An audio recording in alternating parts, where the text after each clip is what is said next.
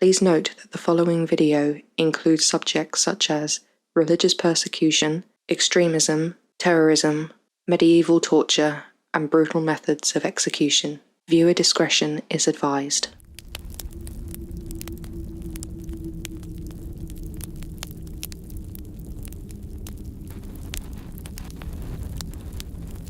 In the early hours of the 5th of November 1605, a plot to blow up the House of Lords during the state opening of Parliament, due to take place within mere hours that day, was thwarted.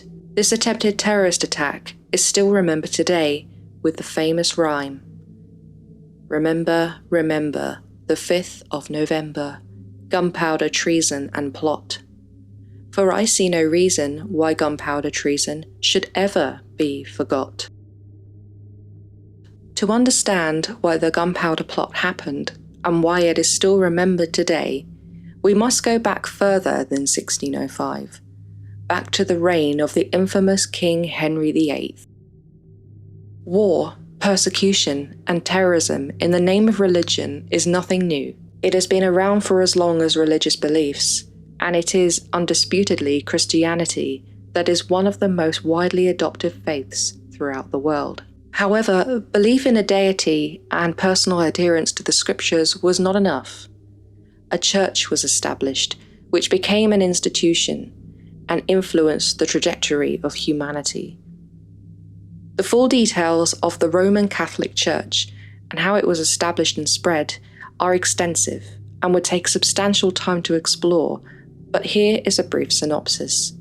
The Roman Empire conquered Britain in 43 AD, and the people were forced to abandon their mainly pagan religion. Gradually, with much conflict, the Roman Catholic Church took hold of Great Britain and was made the state religion in 380 AD. For almost 1200 years, Catholicism remained the state religion of Great Britain, making it the official religion of the whole country. Given its long-standing, deep-rooted history in British culture, it is easy to understand how important religion was to the people, and in a world that had not made many of the discoveries of today, it was considered a matter of fact. Although denominations of Christianity are based on the scriptures, they vary with regard to which parts of the Bible is taken literally and which are metaphorical, which tenets to follow, when to do so, beautification and venerability, hierarchy and leadership. Britain was under the authority of the Roman Catholic Church and therefore the Pope, and Catholicism was, essentially, law. Being a Catholic was part of the very identity of the people as much as their very citizenship and lifestyle. Rather than just a personal view, it was integral to law, education, and was taken extremely seriously.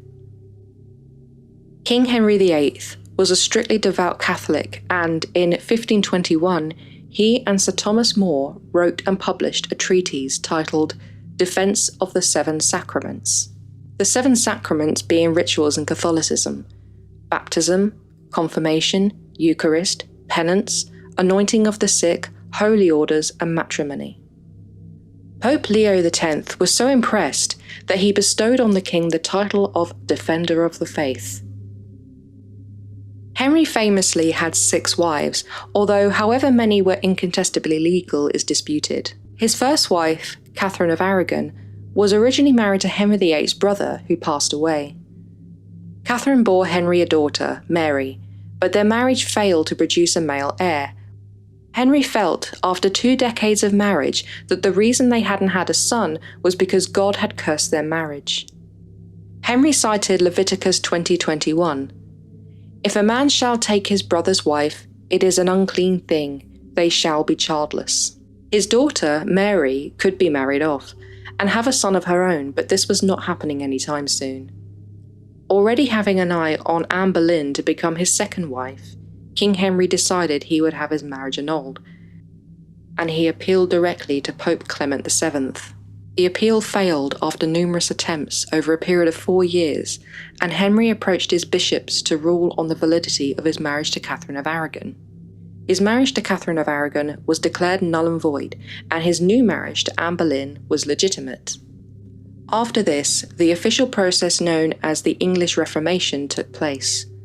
The Reformation had actually began many years prior to the issues with the king and his first wife, which is majorly attributed to a German priest, Martin Luther, although it is widely believed to have occurred many years prior with people disagreeing with interpretations of scripture, amongst other discontent. The actual start of the Reformation is disputed and unclear, but it is clear that the marriage of King Henry VIII to Anne Boleyn and the annulment of the king's marriage to Catherine of Aragon resulted in the establishment of the Protestant Church of England and the renouncing of papal supremacy.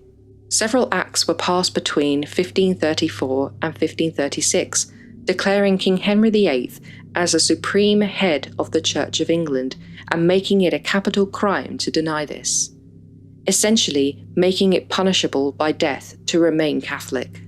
Many said that King Henry VIII still remained Catholic and only established the church to legitimize his marriage as well as take control over theological influence of legislation. The country was required to swear an oath to the king, and those that did not were found guilty of recusancy. Punishments ranged from being fined, imprisoned, or death. Despite the breakaway from papal authority, this did not mean that religion was not of utmost importance. It was mandatory for the people to be members of the Church of England. Many people remained Catholic in secret, practicing the rites and keeping to the values to which they were already accustomed, and if they were discovered, they were punished. Many that refused to convert to the Church of England were executed and were canonized, that is, made a saint, by the Catholic Church, as martyrs. Nowadays, for the most part, the UK is extremely tolerant and embracing of people belonging to whichever faith they choose. For many, the very idea of religious observance being government-sanctioned law and anything different being punishable by the authorities is abhorrent. But in the 16th century, the opposite was true. Both Catholicism and Protestantism are denominations of Christianity and are not completely different religions, with both sides worshipping the same deity and using the same holy book. Yet the ambiguity of the messages within Scripture are such that there are innumerable interpretations and views which could influence both lifestyle and rites, leading to many branches with their own names and traditions.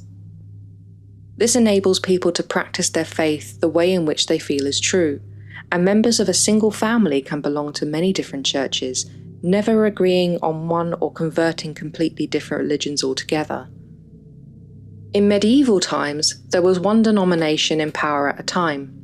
When King Henry VIII died, apparently he still regarded himself as Catholic, combining practices of both denominations due to him still believing in the Catholic teachings, but him having a duty of upholding the church of which he was supreme leader. After Anne Boleyn's execution, Henry VIII married Jane Seymour, and with her he finally had the son he wanted, Prince Edward. Jane died not long after giving birth, and Henry went on to have 3 more wives, with whom he actually had no children, and one of them wasn't even consummated. King Henry VIII's 9-year-old son, Edward VI, succeeded his father upon Henry's death on the 28th of January 1547. Edward only reigned for 6 years, for he died at the age of 15 from infection. Like his father, Edward was a Protestant, but his sister Mary was secretly Catholic. When Edward died, Mary ascended to the throne. She was known as Bloody Mary for good reason, for she repealed the acts passed by her father, re-establishing the Catholic Church as the state religion. People that refused to convert and remain Protestant were burned at the stake, despite them following the doctrine instituted and headed up by her father and brother. Mary was queen for just over 5 years, and childless, her younger half-sister Elizabeth became queen, and reigned from 17th of November 1558 to the 24th of March 1603. Elizabeth was a Protestant, but she did appear to have some sympathies for Catholics, for she kept to some of the rites. The Pope issued a papal bull, excommunicating Elizabeth and alleviating her subjects from her rule. In response, Elizabeth set about the passing of the necessary acts to re-establish the sovereign as the supreme leader of the Church of England once again. Elizabeth's religious settlement made church attendance at least once a week compulsory, and for a book titled The Book of Common Prayer, published during the reign of her half-brother Edward, to be used in all sermons. Yet Elizabeth was not as bloodthirsty nor cruel as her sister, and death was only for those that acted as Catholic priests that refused to convert to Protestantism. Many that remained Catholic in private began to conspire to have Queen Elizabeth I assassinated and have Mary, Queen of Scots, installed as the Queen of England. Mary, Queen of Scots, was a Catholic and was a cousin of Queen Elizabeth of England, and many believed Mary to have a stronger claim to the English throne than Elizabeth. This is because Mary was senior to Elizabeth in the line of succession from Margaret Tudor, Henry VIII's sister, who was Mary, Queen of Scots' grandmother. Mary, Queen of Scots, was married 3 times. At the age of 15, in 1558, she married her first husband, Francis II of France, making her Queen of France until his death 2 years later. In 1965, Mary married Henry Stuart, Lord Darnley, with whom she bore a son, James. 2 years into their marriage, Lord Darnley was murdered, and the same year, Mary was travelling between Stirling and Edinburgh when she was abducted by Lord Bothwell. He took her to Dunbar Castle, and although he was still married to his first wife, he sought a divorce, and he and Mary married within 2 weeks of the abduction. It is unknown if this was truly an abduction, or if Mary went with him willingly. Not everyone was happy about this marriage, because Lord Bothwell was a Protestant, and the marriage was conducted in accordance with Protestant customs. Lord Bothwell was accused of being the murderer of Lord Darnley. There was such an uproar at the marriage that armies opposed to the union were confronted with the Queen's armies in anticipation of a battle. But war was averted by both sides negotiating in favour of the opposition. Mary was escorted by the opposing lords to Edinburgh, where she was publicly accused of adultery and murder. Many believed her to have also been involved in Lord Darnley's death. She was imprisoned in Lochleven Castle and abdicated by force, declaring her son James, who was only a year old, as King of Scotland. Mary also had been declared queen when she was a baby, and in the case of both her and her son, regents were appointed to stand in for both Mary and James until they had come of age. Mary escaped from prison the next year, and, with a 6,000-strong army, she attempted to reclaim her right. However, she was defeated and fled to England. Mary asked her cousin, Queen Elizabeth of England, for help in taking back her throne, but Elizabeth wasn't sure to support her given the rumour of Mary's hand in Lord Darnley's murder. Additionally, Mary was rumoured to have her eye on the English throne, and some documents, called the Casket Letters, were recovered and purported by Lord Moray of Scotland to have been written by Mary, proving her involvement in the assassination of Lord Darnley. Authenticity of the letters has been greatly called into question, so the charge of murder was never proved. Queen Elizabeth had Mary ordered to be under house arrest. She was kept under arrest for almost 2 decades, and there was some talk of restoring her right to the throne of Scotland, but she later said she wouldn't claim either crown, asking for better treatment in her confinement, but her own son rejected her wishes. James instead signed a treaty with Elizabeth, allying with her. Further letters that were written in code were deciphered, and Mary was directly implicated in ordering the assassination of Queen Elizabeth in 1586, in what was known as the Babington Plot. The conspirators and Mary were found guilty of treason and sentenced to death. Mary was executed on the 5th of February, 1587. King James V of Scotland was 22 years old at the time of his mother's execution, and 2 years later, he married Anne of Denmark, with whom he had 9 children. Queen Elizabeth died unmarried and childless on the 24th of March 1603, and did not name an heir. It was King James V of Scotland who would assume the throne of England, and he became King James I of England. This is when the Gunpowder Plot began. At the beginning of King James' rule, approximately 95% of the population of Britain was Protestant, and 5% were Catholic. The Catholic portion had to stay secretive due to the state religion being Protestant, and repercussions of not doing so were dire. However, given that King James was the son of a well-known Catholic, and what James had sworn, he said he would not, quote, persecute any that will be quiet and give an outward obedience to the law, end quote, gave some people the hope that James would convert to Catholicism. Before King James' rule, a number of assassination attempts had been made to target Queen Elizabeth I, and the French king, Henry III, had been assassinated by a Catholic. Many Catholic groups felt that Protestant rulers were tyrannical. James was aware of this, but to the disappointment of the small amount of Catholics in the country, he didn't put an end to the persecution of Catholics, in contradiction to his apparent promises. One such Catholic, who was particularly angry with King James, was Robert Catesby, the son of a wealthy family who lived in Warwickshire. Catesby was born in or around 1572, and his father, Sir William Catesby, was a well-known Catholic who was subjected to hefty fines and periods of imprisonment for recusancy, as well as harbouring a Jesuit priest. The Catesby family had ties to other prominent recusants, some of whom were executed for treason. Robert Catesby was a highly educated man and got into Oxford in 1586. However, it was a requirement of the students to swear allegiance to the crown as the supreme leader of the Church of England.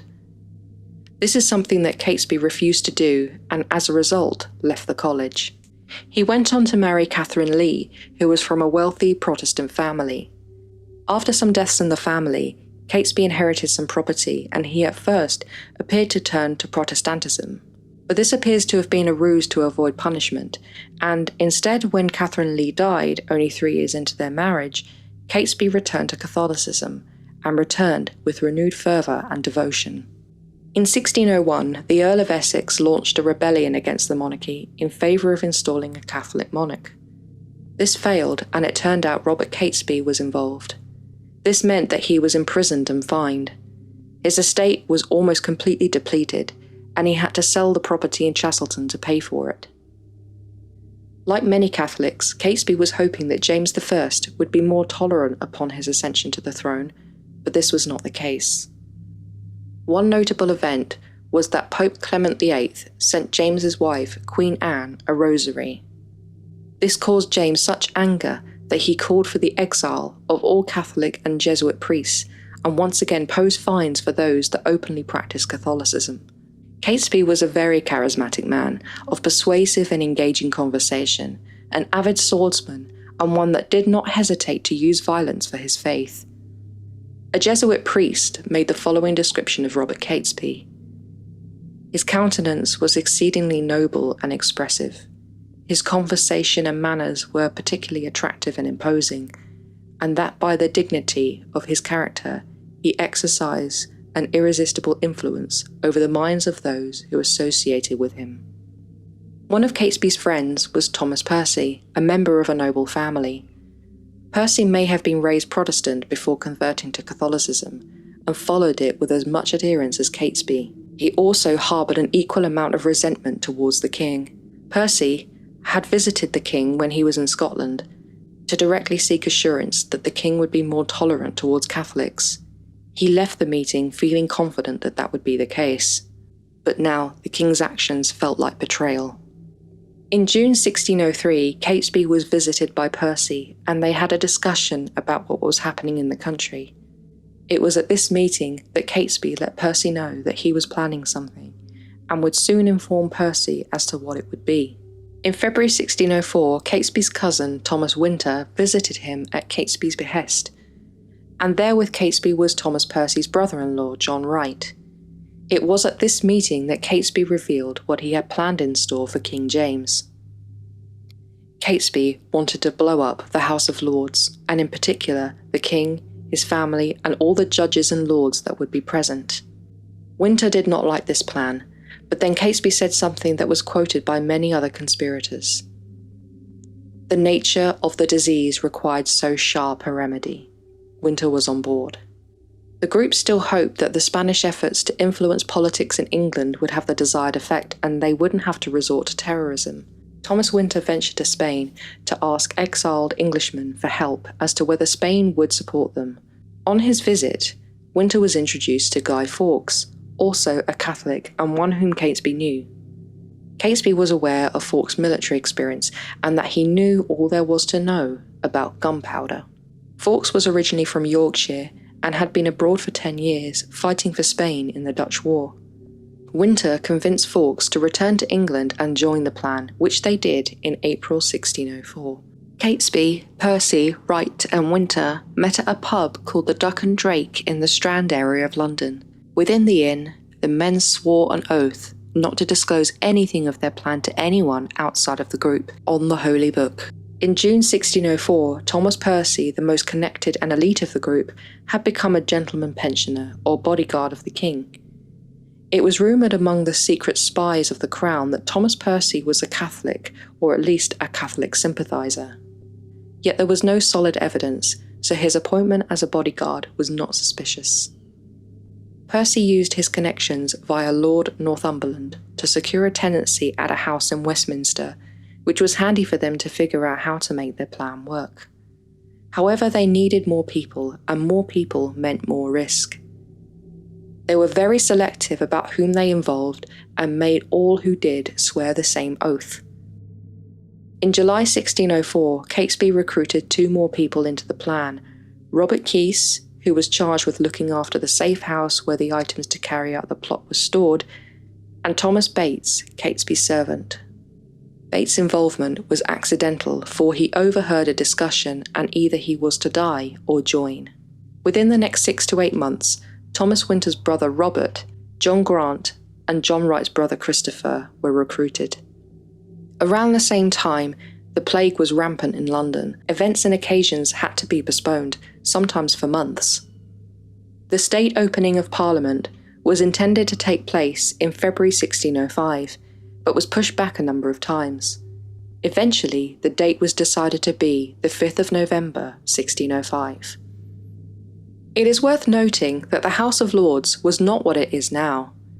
Westminster was a cluster of many different buildings, grounds, taverns, and various amenities, including dwellings and places that were often rented out.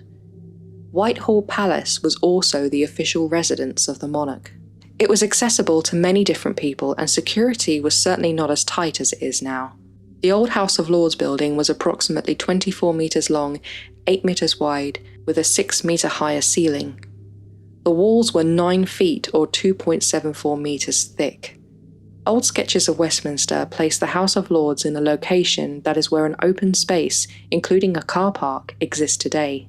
The House of Lords was built 300 to 400 years before the events of the plot, and the building consisted of 2 separate apartments, one on the ground floor and one on the floor above. It was the floor above that was the House of Lords, and the floor below, which was windowless and accessible through a private entrance, had originally been used as a kitchen. Many sources say it was a cellar or vault. It was in fact an undercroft or storage facility and not underground. Thomas Percy, who was already leasing a property at Westminster, then received word in March 1605 that the undercroft, which was privately owned separate to the House of Lords that lay above it, had become vacant and the tenancy available. This was perfect. Percy took up the lease in his own name, and Guy Fawkes, using the alias of John Johnson, was installed as Percy's servant. 36 barrels of gunpowder were moved to the undercroft, which was relatively easy to do, as barrels were the normal way that goods were transported.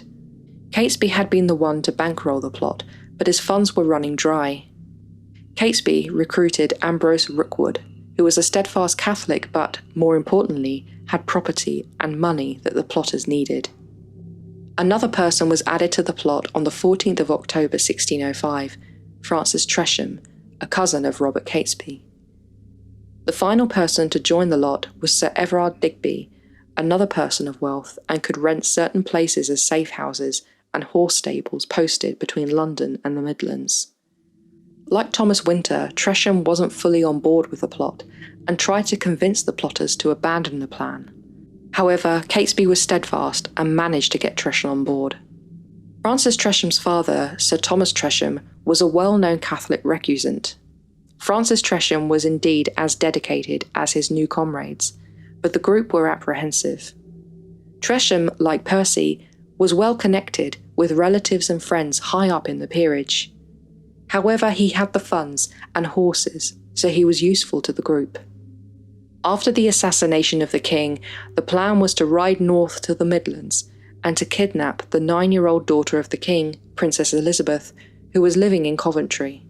Lord Northumberland was intended to act as her regent, indicating that they intended for the princess's appointment as queen would have been only as a puppet, with the plotters being the real rulers of the country, giving the country the impression that a true descendant of a monarch had seen the light and reverted to Catholicism. Digby was charged with the responsibility of arranging the kidnapping. On the 15th of October 1605, Catesby encountered Lord Montague, who was a former employer of Guy Fawkes. Catesby remarked that he was aware that Lord Montague would be present at the state opening of Parliament, to which Montague confirmed. Catesby then remarked, quote, "I think your lordship takes no pleasure to be there," end quote. Montague was a Catholic sympathiser and had been imprisoned for voicing his views in the House of Lords about religious legislation. He anticipated that this would certainly be brought up at the imminent opening, and he agreed with Catesby that he would not attend. The plotters met several more times in various inns and taverns to work out the finer details of the plan. Due to his understanding and experience with gunpowder, Guy Fawkes would light the fuse in the undercroft that would give him approximately 30 minutes to escape.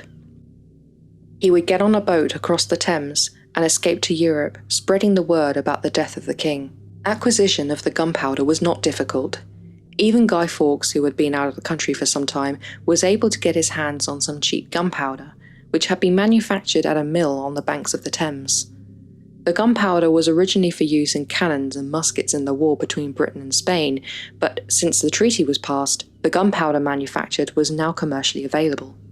The 36 barrels of gunpowder were to be detonated directly below the throne, taking out the king, queen, and the children that would be with them, the lords and judges, archbishops, and the commons. The explosion would be so extensive that many people in the surrounding buildings would also be killed, with buildings within a 50-metre radius being damaged, windows being blown open, and debris being flung up into the air, only to come crashing down some way away. It was imperative that the gunpowder be stored in the barrels, not just for concealment, but to shield the powder from water, which would result in it coagulating and possibly not being usable. It was also to maximise the explosive potential of the gunpowder. The pressure inside of the sealed barrels would build as the powder burned, unleashing its energy in one instant as the barrels burst, causing an explosion, rather than a burning fire. The walls of the building, being so thick, meant that the blast would be majorly vertical, ensuring the obliteration of all within the building. Robert Catesby did inform one other person about the plot, but did not involve them within it. Jesuit priest Oswald Tessamond. Catesby confessed his intentions, possibly hoping to seek absolution from his intent, and assurance that his actions were sanctioned in the eyes of God. Bound by the absolute confidentiality of the confessional, the priest could not disclose any of what he was told by Catesby, but he did inform his superior, Father Henry Garnet, who disapproved strongly of the plot. Garnet tried on more than one occasion to convince Catesby to abandon his plans. He implored Catesby about the fact that he would be killing not only the intended target, but would kill many more, including any Catholics within the vicinity, closeted Catholics within the House of Lords. Catesby did not back down, and both Garnet and Tessamond were forbidden from disclosure according to Catholic canon law. The plan was set. It was a go. The close circle of conspirators appeared to have kept its news from reaching any of the various spies that the king's house had in circulation. William Parker, the 4th Baron Monteagle, was an apparently former Catholic, whose father was a recusant but was still a lord at court, and his wife was also from a Catholic family. Parker took part in the ill-fated Essex Rebellion and was both imprisoned and fined. He was also married to Francis Tresham's sister, making him Tresham's brother-in-law. After this, he agreed to embrace Protestantism and was contrite over his previous attempts to overthrow the government, saying that he knew no better given his upbringing. Parker was successful in gaining favour with King James, even being granted the title of Lord Monteagle after his father. It was rumoured that he was still sympathetic to Catholics, and not all the lords fully trusted him. On the 25th of October, 1605, Lord Monteagle was enjoying supper at his London home when his steward, Thomas Ward, approached him with a letter. Ward told his master that the letter had been passed to him by a mysterious man wearing a mask. Monteagle asked the steward to read it aloud. "My lord, out of the love I bear to some of your friends, I have a care of your preservation. Therefore, I would advise you, as you tender your life, to devise some excuse to shift your attendance at this Parliament, for God and man hath concurred to punish the wickedness of this time. And think not slightly of this advertisement, but retire yourself into your country, where you may expect the event in safety. For there shall be no appearance of any stir, yet I say they shall receive a terrible blow this Parliament, and yet they shall not see who hurts them. This counsel is not to be condemned, because it may do you good, and can do you no harm, but the danger is past as soon as you have burnt the letter, and I hope God will give you the grace to make good use of it, to whose holy protection I commend you." Lord Monteagle was astonished. The letter was anonymous, having no signature, and nothing within the letter clarified who it was. But it was strange in that the person was warning Monteagle to stay away from Parliament out of concern for the preservation and tender of his life. But why? What was afoot? Monteagle couldn't be sure, but he knew he had to report it. At once he rode to Whitehall and sought an audience with the King's Secretary of State and Spymaster, Sir Robert Cecil. Cecil's position as Chief Minister, much like the position of the monarch, was an inherited one. Many of the peerages were, until 1999, appointed by hereditary rights, with others being appointed by their rise through the ranks or any other circumstances that proved their worth as important cogs in the wheel of the law of England. Cecil, however, was in more ways than just one born to his role. He ate, drank, slept and breathed his job, and he already received some whispers, through his spies and double agents that infiltrated other suspected plot circles, that something was going to happen. But they were whispers only, with no real detail, so Cecil had not revealed anything to the king. Cecil had chosen to sit and wait should anything further arise. It turned out to be the right course of action. Lord Monteagle arrived unannounced at Whitehall, letter in hand, and ready to bring it to the attention of the Secretary of State. Cecil and Monteagle were not close friends by any stretch, for Monteagle, being a Catholic sympathiser, yet a member of the peerage, could potentially cause security risks for the monarch. However, when Monteagle presented Cecil with the letter, and after discussing its potential meaning, Cecil had tangible evidence of a plot against the king and Parliament. But Cecil did not bring the letter to the immediate attention of the king. King James was away from London, and was not due to return to London for 5 days. When Cecil presented the letter to the king on Friday the 1st of November 1605, the latter immediately alighted on the reference to a, quote, terrible blow, end quote, saying that he understood this language to mean, quote, some stratagem of fire and power, end quote. The king's own father, Lord Darnley, had been killed by exploding gunpowder, and James had also been the target of unsuccessful smaller-scale assassinations. He was obsessed with his safety, and his mind would play innumerable scenarios of how attempts upon his life would materialise. It was reported that the king admonished Cecil for not making the connection between the meaning of the letter for Monteagle to stay away and the word blow. However, it is widely believed that Cecil knew full well what it meant, and only allowed the king to believe he had been the one to uncover a plot against his own life. The Privy Council met with the king at Whitehall on the 2nd of November 1605, and it was agreed that a search of the House of Lords would take place on Monday the 4th of November 1605. This delay was possibly to allow the conspirators to bring their plan almost to fruition, so as to catch them red-handed. An attempt to catch them earlier may only make the conspirators resort to any secondary plan or other. On the 3rd of November 1605, word reached Catesby and Thomas Winter that the plot had been discovered and revealed to the king. Catesby and Winter immediately suspected Tresham, who protested his innocence, which Catesby and Winter eventually believed. The group decided to press ahead regardless and continue with their plan to kidnap Princess Elizabeth. Percy returned to London and assured the London-based plotters that all was still well and to continue with the predetermined plan. Catesby set off for the Midlands with a few of the group. In London, Guy Fawkes, armed with a pocket watch, was ensconced in the undercroft along with his 36 barrels of gunpowder, large amounts of firewood and coal that concealed the barrows, and slow matches that would detonate the barrels 30 minutes after the fuse was lit. 2 searches of the House of Lords were conducted, the first on Monday, the 4th of November 1605. There, they encounter a man that gave his name as John Johnson, saying that he was a servant of Thomas Percy. The firewood wasn't immediately suspect, for such an undercroft would quite often be used to store items such as wood for fireplaces. The 3 men left the undercroft, and the king was given a report of what was found. Thomas Percy's name caused some suspicion because he was known as being a Catholic sympathiser, and one who made his voice known.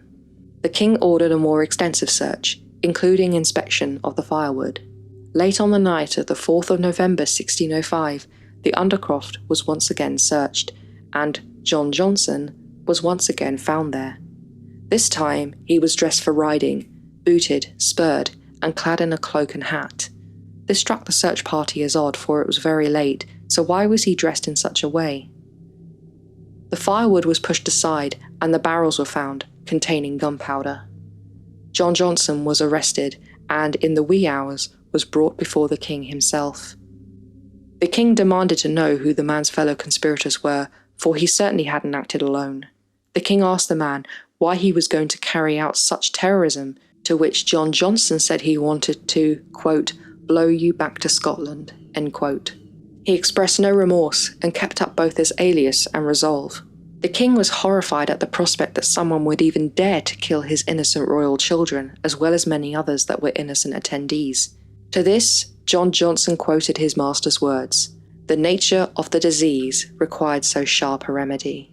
John Johnson was not talking, and refused to give over any information. Interrogations were fruitless, and, in desperation, the king personally wrote a warrant, giving consent for torture to be used to loosen the man's tongue. Only the king or the Privy Council could authorize such measures, as torture was actually illegal. King James ordered that first the gentler tortures be used, only escalating if the man still refused to talk. King James was not an advocate for violence, and was certainly not bloodthirsty, given that he favoured fines, imprisonment, and exile as opposed to death or torture for recusants. The king wrote a list of questions to which he required answers. Firstly, who is he really? John Johnson is so common a name, but even in a small population of London as it was back then, nobody had actually reported to have heard of him. When and where did he learn to speak French? And if he were a Catholic, who raised him to be so? Once the gunpowder plot was discovered, the king breathed a sigh of relief and ordered a day of celebration on the 5th of November 1605, celebrating the thwarting of a terrorist attack, that God was indeed smiling on the Church of England. Bonfires were lit across the country at the king's approval, and he made a specific request that they be done, quote, without any danger or disorder, end quote. Whilst this was happening, Christopher Wright and Thomas Percy fled London on horseback, followed by Rookwood. Rookwood rode like the wind, overtaking some of the other plotters on the road, where he reunited with Catesby, Wright, and Bates. Digby had supplied the horses the men would need along the way when the horses they were riding grew tired. 8 of the conspirators met with the Catholic recusants and known prominent agitators. Catesby wrongly informed them that the king and his chief minister were dead, and they travelled extensively through the Midlands. But they were met with disappointment. Catesby even charged Bates with the task of delivering a letter to Father Henry Garnet, asking for help in growing their army, but the priest did not agree. Despite the Catholics of the country living in fear and wishing for the restoration of the faith, or at least freedom to practice in the open, they did not approve nor wish to be a part of Catesby's course. The plotters only managed to recruit around 35 to 40 people, which was certainly not enough, and most people with whom they met turned them away, even their own families. It is often seen among terrorist groups that they attempt to recruit those who ascribe to the same branch of faith, but not all within that denomination shares the belief of the extremists. Quite the opposite, they condemn the actions, or they understand and do not wish to take the risk of the awful fate that they would befall should their association with any treason be revealed. What is also interesting is that the plotters believed the murder of the king, his family, and the country's lords and commons would have the desired effect. Britain was approximately 90 to 95% Protestant and loyal to the crown. The small minority that were Catholic would not be able to overtake the country, and most of the population that were Protestant would not wish to convert to Catholicism. Indeed, the men failed to take into account that such a violent and extreme action would not endear or draw people to the Catholic faith, but would serve to draw opposition and, in turn, strengthen the country's Protestantism. In the Tower of London, Guy Fawkes was searched. He was found to have a letter in his pocket which showed his real name. Fawkes said that this was an alias and John Johnson was his real name. He confirmed his mother's name and that he hailed from Yorkshire, but stayed resolute in that he intended to kill the king, but this was his plan and doing, and his alone. Yet the fact that Fawkes had named Thomas Percy as his, quote, master, meant that the authorities already knew that there was at least two, but there had to be more. The devices used to torture prisoners in the Tower of London were mainly the manacles, the scavenger's daughter, and the rack. Sometimes beatings, the rippings of nails or teeth, were used in extreme times. The, quote, gentler tortures referenced by the king most likely began with the manacles. These were thick iron handcuffs fastened at the wrist, and the subject would be suspended from the ceiling, causing immense pain as their bodies dangled. However, Guy Fawkes was not talking. He remained steadfast, and so the more extremes were then to be used. The rack was the terrifying instrument of torture at the time, and some said that often just the look of the rack was enough to loosen any tongue. Even just the threat of torture would spark a confession, so the rack was rarely used. But in the event that it was, the consequences for the subject were dire. The rack involved having a person's wrists and ankles tied to ropes, and have them stretched until their soft tissue snapped and the joints were pulled from their sockets, causing permanent damage. It has never been documented as to which tortures Guy Fawkes actually suffered, but it is almost universally accepted that he was certainly racked. Guy Fawkes was racked for around a day and a half until he finally broke and confessed. Guy Fawkes was indeed his real name, and he had not acted alone. Naming his co-conspirators and explaining the details of the plot over the 7th, 8th and 9th of November 1605, Fawkes' words were transcribed and his name written for him, for he could scarcely hold a quill. His signature was nonetheless required to authenticate its text, and his famous signature showing only his first name, the Spanish variant of his first name, Guido. The King's Guard rode north to the Midlands, where Catesby and the other conspirators hid. The plotters first went to Warwick Castle and Norbrook to collect any supplies and weapons, and then to Huddington and, finally, to Holbeck House. Here, the plotters inspected the gunpowder they had obtained from safe houses on the way, and found it to have been dampened. In a rather stupid move, they spread the gunpowder out to dry in front of a fire. Quite predictably, it ignited, burning Catesby, Rookwood, Grant, and a member of the army they were trying to build called Morgan. The men survived, but Grant was blinded. It was as if this fire was a sign to them that their plans would not work, and they had no alternative but to either remain on the run or face the king's wrath. They chose the latter. On the 8th of November 1605, 200 of the king's men converged on Holbeck House, and a shootout ensued in the courtyard. Catesby and Percy were shot and killed, with Catesby living a few minutes after to crawl back into the house. He then passed away, clutching a portrait of the Virgin Mary. Percy was killed outright, and it was reported that one single musket ball took them both out. The Wright brothers were shot but did not die immediately. The king's men divested the brothers of their clothing, and they were left to die from their wounds. Rookwood was also shot but survived, and, along with Morgan, was taken to London. Bates, Keyes, Digby and Tresham were all arrested, along with other people such as Lord Montague, who were apparently told of the plot and did nothing. Many Catholic and Jesuit priests were routed out and arrested. Father Henry Garnet was arrested for not revealing the plot to the authorities, but the reason for this was because the Catholic law of the seal of the confessional. Yet because the country was under Protestant and not Catholic law, he was still found guilty of treason. It has not been confirmed if torture was used on any of the plotters and their sympathisers, but it is likely that they were threatened with such. Many of the lesser involved people who knew about the plot were either imprisoned or fined or both. However, for the 8 remaining conspirators, the Winter brothers, Guy Fawkes, Robert Keyes, Thomas Bates, John Grant, Ambrose Rookwood, and Everard Digby, were tried and convicted at Westminster and sentenced to death. Francis Tresham, however, did not live to be tried. Whilst in prison, he suffered a supposed UTI and passed away on the 23rd of December 1605. Of all the plotters, Catesby, Percy, the Wright brothers and Tresham died before any execution could take place. They got off lightly, considering the alternative.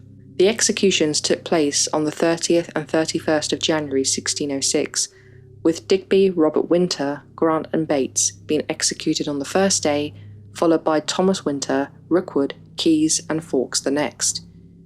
From the Tower of London, the plotters were laid on a wooden hurdle, to which they were strapped, and the hurdle was tied to the back of a horse.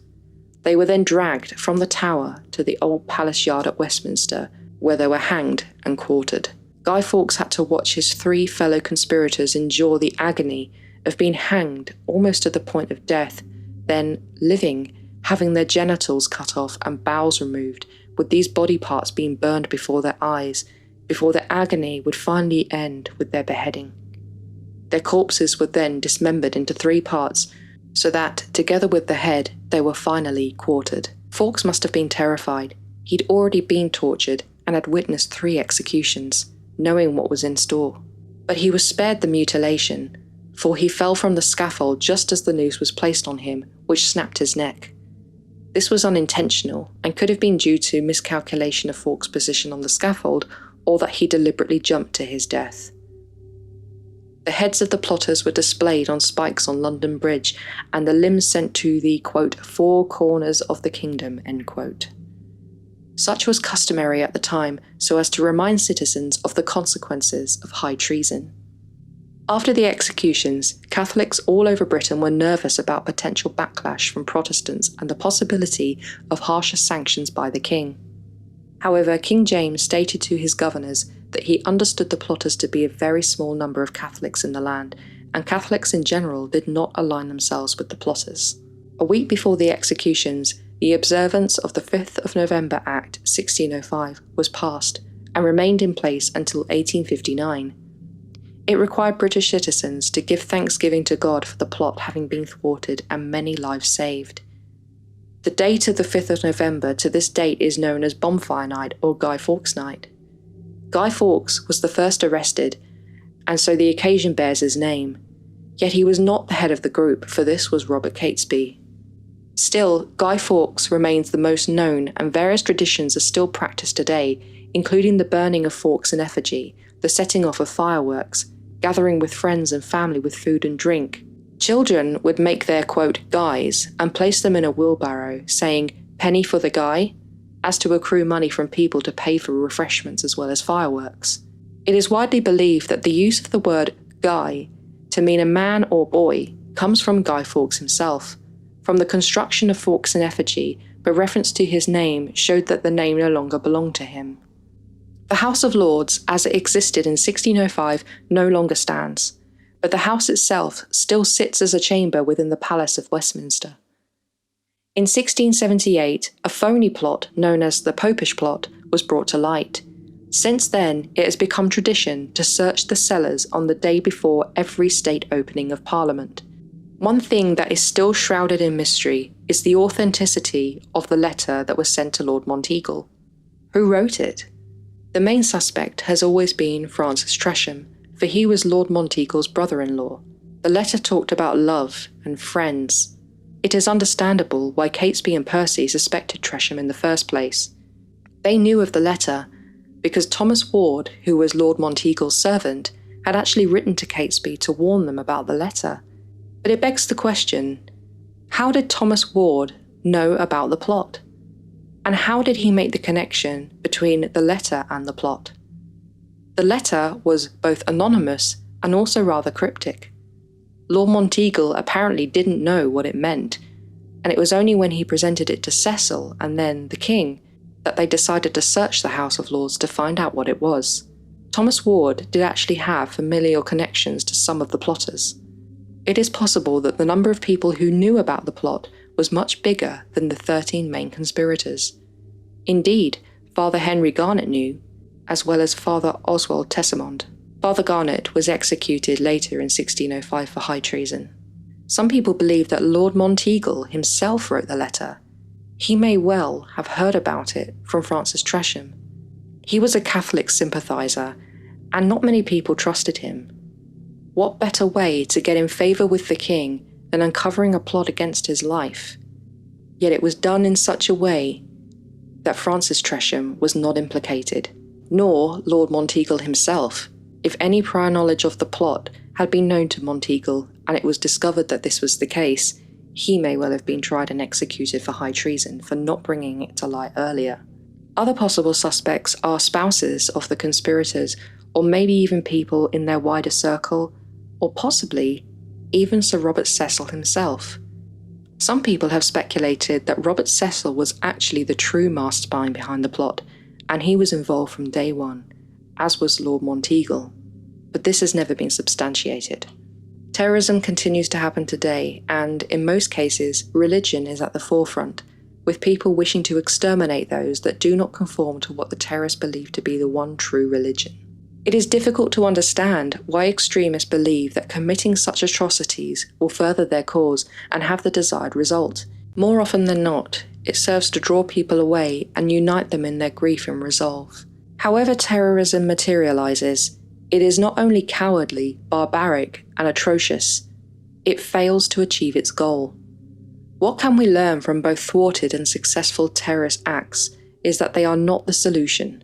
It seems odd to say that to the peaceful, who already know that violence and murder is both morally and reasonably unjustified, but there are those out there that believe it is. But they only see their viewpoint, and not the viewpoint of the non-extremists, as well as how those that survive will react. This video is not intended for the advertisement of my personal or political views, but I will leave you with my mother's favourite saying: live and let live.